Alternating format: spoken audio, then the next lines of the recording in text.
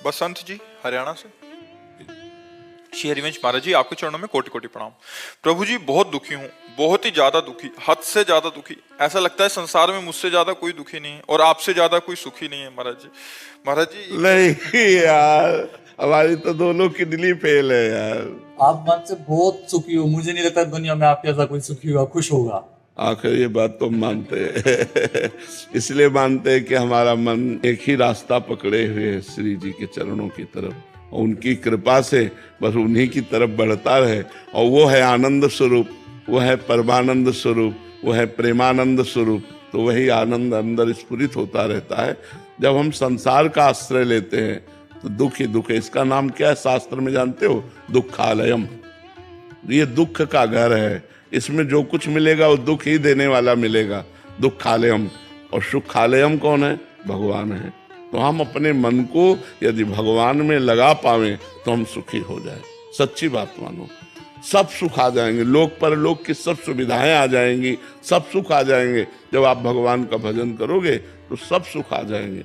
जैसे खूब अगाध सरोवर जल हो तो मछली खूब किलोले करती है, थोड़ा जल हो तो चिंता है कि कहीं सूख न जाए, लेकिन समुद्र में है तो आनंद ही आनंद है उसको। सुखी मीन जहां नीर अगाधा और जिम हरि शरण नहीं एको बाधा। अगर हम भगवान की शरण में भैया तो दुख भी सुख बन जाता है, और अगर भगवान से विमुख है तो सुख भी दुख बन जाता है। ये बात समझ लीजिए।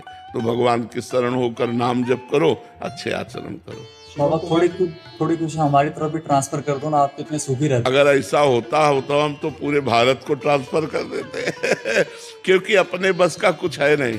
तुम्हारी समझ से तुम्हें सुख मिलेगा और तुम्हारी समझ से तुम्हें दुख मिलेगा।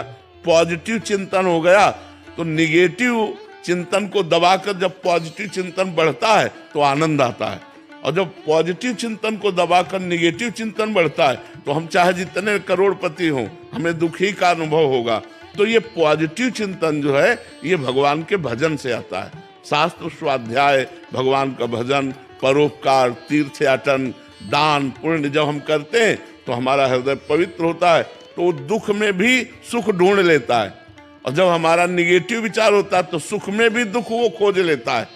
कहीं ऐसा ना हो जाए, कहीं ऐसा ना हो जाए, ये चिंतन वो चिंतन, बड़ा भयावह चिंतन, दुख, विषाद, शोक, चिंता, उद्वेग, ये सब अंदर आ जाता है। तो हमें लगता है हमारे करने से नहीं होगा, ये चीज आपको करनी होगी।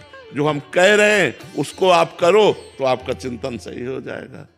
अगर हमारे ऐसे देने से होता तो किसी को भजन के लिए नहीं कहते, भजन करके ऐसे दे देते, सबका मंगल हो जाता। वैसे संत जन तो कहते ही रहते हैं, सर्वे भवन्तु सुखिना, सर्वे सन्तु निरामया, सर्वे भद्राणि पश्यन्तु, माँ कश्चित् दुख भाग भवेत्। किसी को दुख ना हो, सब सुखी रहें, सब स्वस्थ रहें। पर सब हैं क्या? जो भजन कर रहे हैं, जो भगवान से जुड़े हैं, वही कृपा का अनुभव कर रहे हैं। नहीं तो सब दुखी हैं, सब दुखी। किसी को ना समझो, बड़े बड़े अरबपति खरबपति सब दुखी हैं, सुखी वही है जो पूरा भगवान को समर्पित है। समझ पा रहे? तो समर्पण करो और नाम जप करो।